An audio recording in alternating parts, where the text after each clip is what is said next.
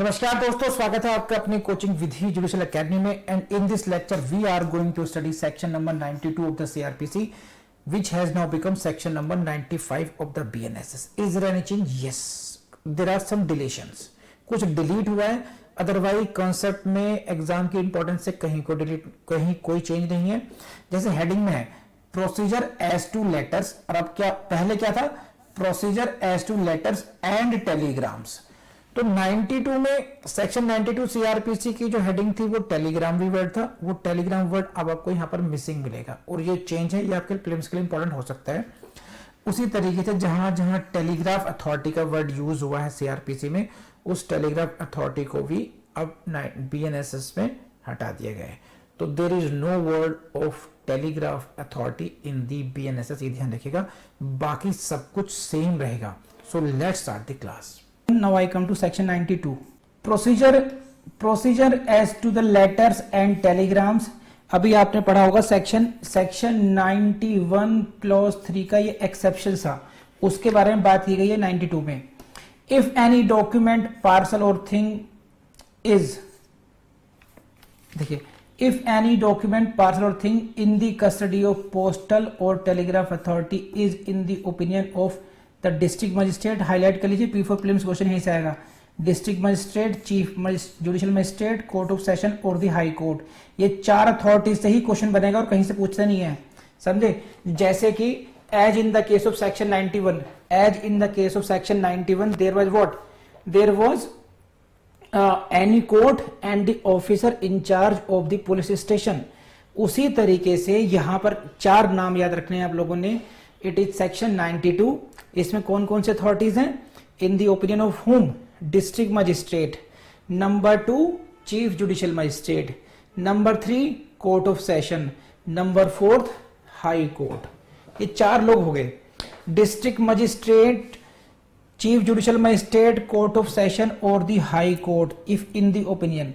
अब समझिए क्या है यहाँ तक ही, कैसे ब्रेक करके पढ़ना है हम लोगों ने, समझ लीजिए। पहली बात, we are talking about this section 92 clause 1 is talking about the any document or thing which is in the custody of what, which is in the custody of postal or telegraph authority. I show you the 91 again. You see, this was the 97(3)(b) part, 91(3)(b) part. In this case क्या था कि if any parcel or thing, ये सब किसके authority में है, custody में postal और टेलीग्राफ अथॉरिटी है, then section 91 will not be applicable. Then what about, what is the procedure if something, some document is in the custody of these authorities? 91 तो applicable हो नहीं रहे, then you will apply 92. 92 is specially for them. It is saying कि now here the authorities are mentioned. ये general नहीं है, यहाँ पर आपको अथॉरिटीज स्पेसिफिक है, district magistrate, chief judicial magistrate, court of session और हाई कोर्ट। अगर इनके ओपिनियन में क्या है, is wanted for the purpose of any investigation, again वैसे याद रखेंगे आप, any investigation, inquiry, trial और other thing under this code, ध्यान रखना बस। and wanted, वांछनीय है ये, समझे। in if any document, parcel और other thing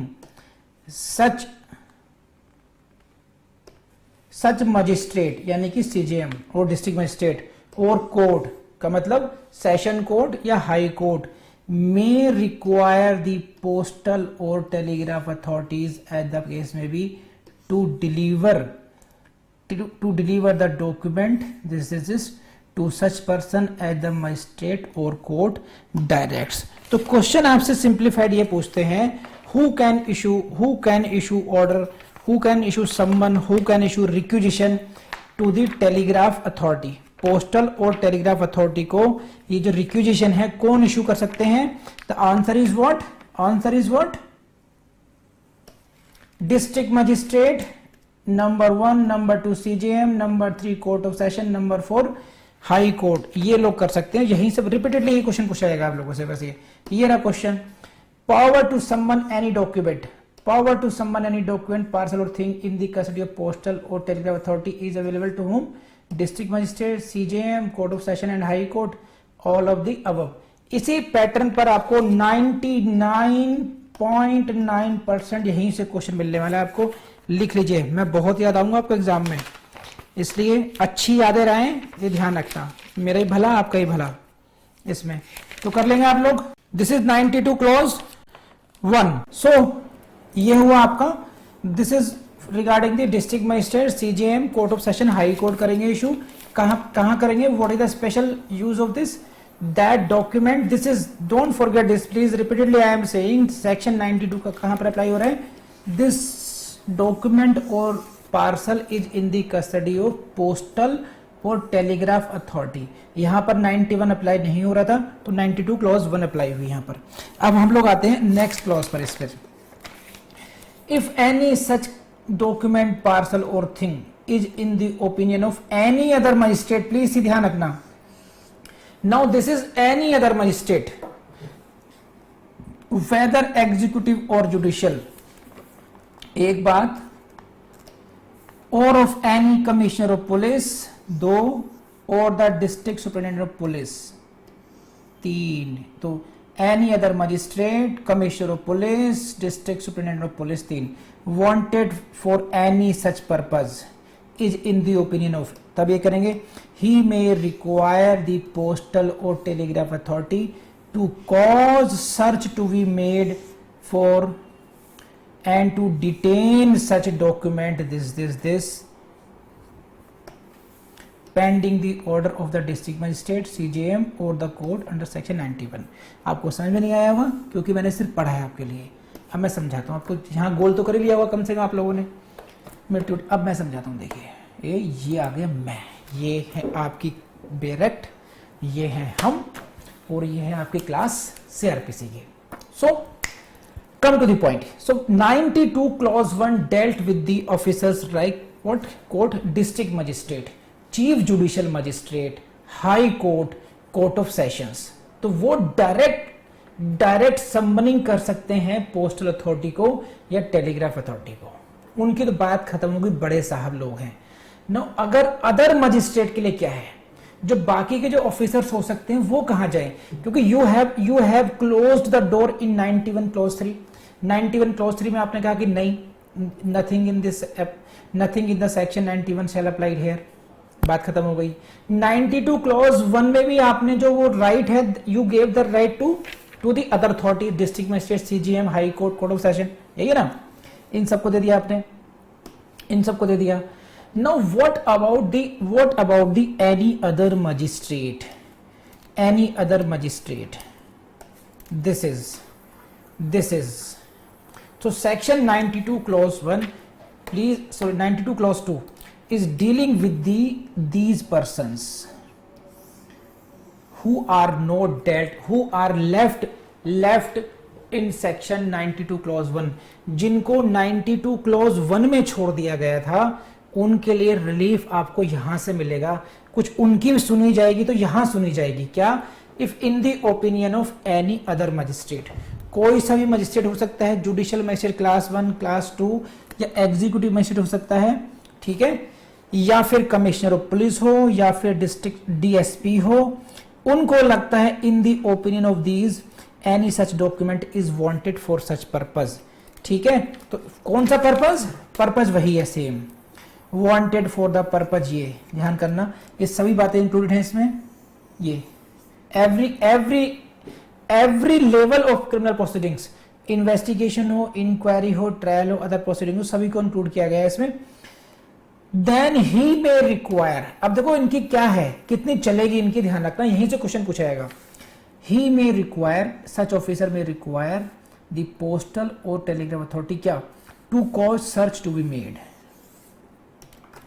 ये इतना कह सकते हैं, पोस्टल अथॉरिटी से, पोस्टल अथॉरिटी को डायरेक्ट प्रोड्यूस करने का ऑर्डर नहीं देंगे, इनसे कहेंगे to cause search to be made, कि आप इन डॉक्यूमेंट की जरूरत है, इनको ढूंढवा लीजिए, आप सर्च करवा लीजिए, to cause search to be made and detain such documents. तो you are being requested, language change हो जाएगी, as such and such document is required, is wanted for the purpose of such and such investigation, inquiry, trial or other criminal proceedings going in the court or before the magistrate, you are thereby requested to please get these documents searched at your level and detain. इनको आप search करवा लीजिए, ढूंढवा लीजिए और इनको detain कर लीजिए। कब तक?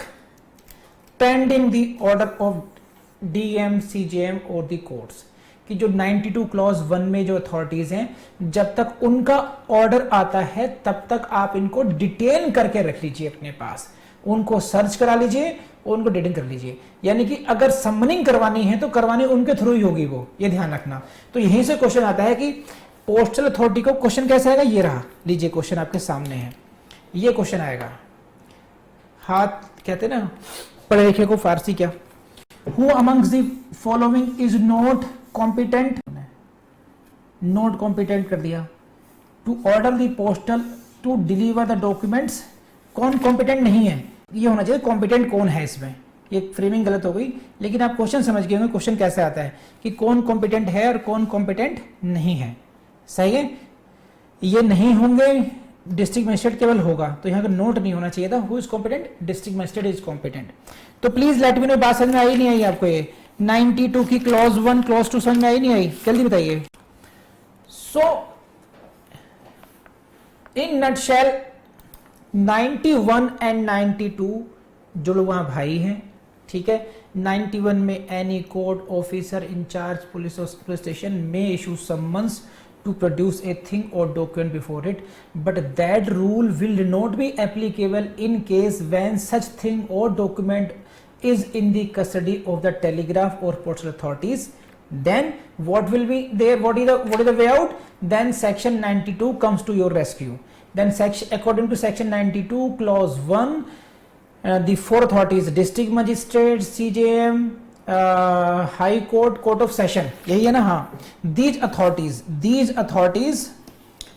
authorities can issue someone to produce the same, but in case of other officers, that is the any other magistrate, whether it is judicial magistrate or executive magistrate or the commissioner of police, DSP, if they want that document, what they can do maximum, they can ask, they can require them to search and detain during the pending order of the above four authorities.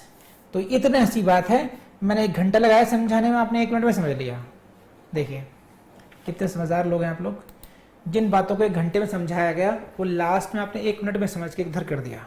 Everyone, तो this was 92, now I come to 93। काफी detail में समझाया मैंने। देखिए जहां जहां मैंने mark किया है, जिन स्टेप्स को मैंने आपको हाईलाइट किया है, उन स्टेप्स को मैंने बार बार राउंड किया है, रिपीटेडली उनका नाम लिया है, क्योंकि आप क्वेश्चन आपको वहीं से मिलेंगे, ध्यान रखना इस बात का। आप प्लीज गलत मत करना इन क्वेश्चंस को। दोस्तों, आपको अगर हमारी एफर्ट्स पसंद आ रही हो तो kindly like the video, leave your comment please, and don't forget to explore our website, our app, because you will get so many things, so much material, whatever is required for you. You please keep sharing this. और बहुत tips दे चुका हूँ आप लोगों को मैं कि revision कैसे करना चाहिए, राइटिंग स्किल्स कैसे इम्प्रूव करनी है, एमसीक्यू को कैसे आपने इम्प्रूव करनी है, वो सब, उन सारे टिप्स को आई होप कि आप लोगों ने अलग से लिख लिया होगा और उसकी प्रैक्टिस भी आप लोग कर रहे होंगे। ठीक है, चलिए, कीप स्टडिंग। Thank you.